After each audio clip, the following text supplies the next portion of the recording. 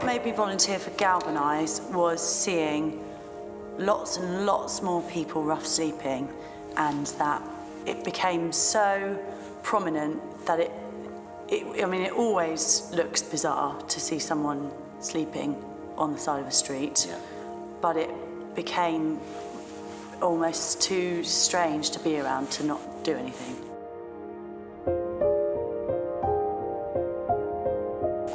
I've lived in Brighton for years off Western Road, and I just see people all the time in the doorways, and I wanted something to be done about it. So I thought, well, I could just empathise that people sitting there being totally ignored.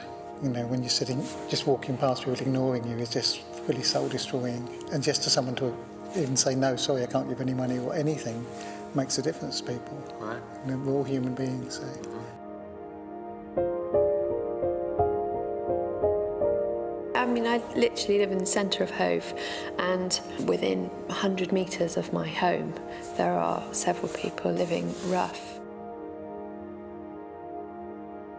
I've lived here all my life. I was born here, and as I've got older and more aware of the situation, I think I was starting to feel uneasy with the helplessness of just walking past someone and not knowing how to help them.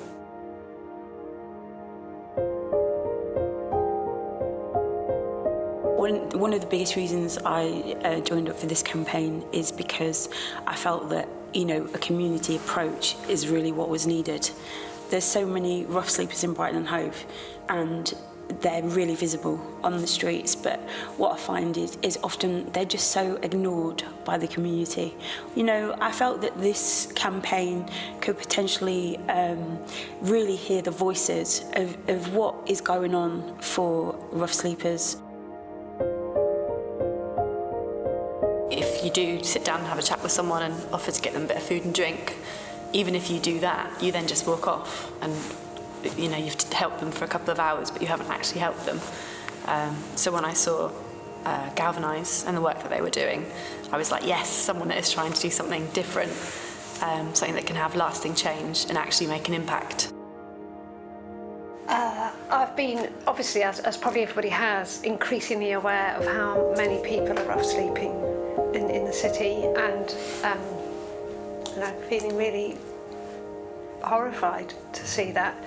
And what I heard about the Galvanise project, and what I particularly liked, was that it was trying to give people who are rough sleeping a voice, to have, you know, give them a chance to say what it is they need, what they want to see happening, that would help them out of their situation. So yeah, that's why I got involved.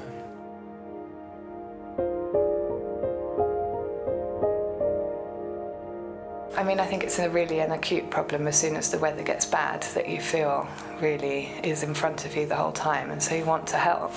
And so, yeah, I just felt like it was really important, and I could do it, so I should do it.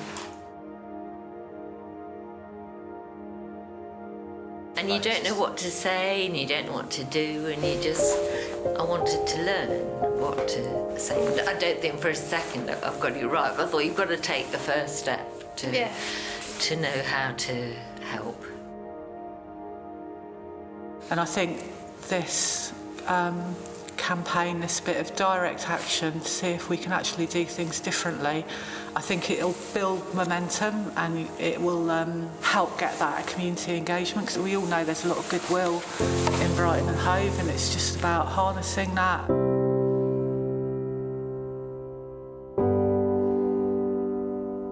The conversations we had were about, you know, how did people find themselves in the situation they're in? What was it that led them to being homeless? And from my experience, at least, there were some common running themes, which were growing up in the care system, breakdown of a relationship, and coming out of the armed forces. If I was to sum up some of the answers to the questions which struck me the most, I would say the loss of hope, the amount of people that couldn't answer questions about their future because they didn't feel they had a future. For me, it was just seeing that some people are really functioning in as normal a day-to-day life as they can, apart from they don't have anywhere to sleep. And I spoke to one guy and he said, you know, I really don't want to be in this situation anymore. I don't want to be homeless. But he said, on the other side, being inside 4 walls completely alone is also something I'm afraid of. It's more complex than just putting someone in a room and saying, there you go. I've done 2 early morning sessions. How about yourself? I've done 2, 1 late night and 1 early morning. You know, you can't complain about being cold for a few hours, really. Talking about getting out of bed after 4 hours sleep, but you kind of like, actually, I had 4 hours in a bed, so that's okay. I think what really stuck with me is, you know, the survey covers lots of different areas, but when he said that he didn't really have any friends, and nobody should not have any friends, you know, especially a rough sleeper. And you were talking about the kind of community, and I think maybe there's the perception that all rough sleepers know each other, or they're mates, or they hang out, and I think he's shown that's not the case, how isolated he is in so many ways. Doing surveys, you're asking quite a lot of personal information, like you're asking whether they've been in local authority care, whether they've, you know, about their physical health and their well-being. And one of the things that he couldn't answer was when we were asking about whether he'd experienced violence when he was sleeping rough, whether he'd been beaten up or attacked. That was the only time he just said, you know, he went a bit quiet and just said, I can't answer that. So sometimes it's what people don't say as well, isn't it? So it's just interesting to see what makes different people comfortable in a very, very difficult situation. So even this morning, walking into here, seeing so many bodies on the side of the road asleep and feeling the temperature, I felt quite emotional about it, because it is so cold. Because it's not like, for me, when I'm cold, I can go inside and turn the heating on. That's not an option, so it's just cold. It shouldn't be allowed, as far as I'm concerned. Well, homelessness shouldn't be an option, and moreover, people shouldn't be in a situation where they could possibly freeze to death. One of the things that struck me is how few people are in receipt of benefits, because it's incredibly difficult to be part of that system. I've read through 3 interviews of people in their 60s who were in care. So you think that's, you know, and there's been some prison along the way, you know, that kind of pattern has been really, really clear. Also, I mean, most of the people have been assaulted or attacked at some point, which, you know, that's terrifying if you're whilst living on the streets. Right. Yeah. I think there's more people want to help. I put something on Facebook saying I was doing this, and then someone who's one of my friends on Facebook, who I hardly know, got involved and was out last night and the night before. And hopefully I can get more involved, and you know, I still want to see this changing. So I think everybody taking part, all the volunteers, certainly, you know, myself, and I'm sure other people that have done it will be talking to people they know, and sort of that this is part of Brighton and Hove, and we're living here, and we can help affect change.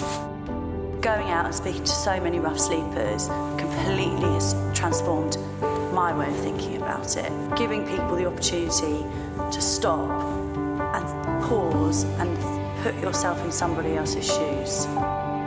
Well, I hope that there'll be more understanding about the day-to-day lives that people are leading. I'm hoping that, you know, this will kind of galvanise people to think differently and have a different approach. I think it will have a positive impact, at least, even if it's just that, you know, when you walk into work, you sit and you might just sit down with someone for 2 minutes, ask how they're doing, give them a cup of coffee. Often people who are sleeping out are completely isolated. They don't have anyone, you know, to talk to. So just that one person, you know, coming and saying, how's your morning, can, you know, make their day a lot better. It's all too easy to come along and do volunteering, and then you leave and you think, oh great, I've done my bit, full stop. And it should never be a full stop, it should be, right, what's next, how else can I help, where is this campaign going to be in 6 months, 9 months, a year, how are they going to affect change, and how are they going to bring other stakeholders and, you know, get local government and the local community to take notice. What are they going to do, and what can we do to help? They are just the same as us. It could have been the same things that happened to me. That's where I would be. As a community, as a society, we just have to look after each other. People shouldn't be sleeping on the streets, you know. 2017, we should be able to find a way to house each other, to keep each other safe.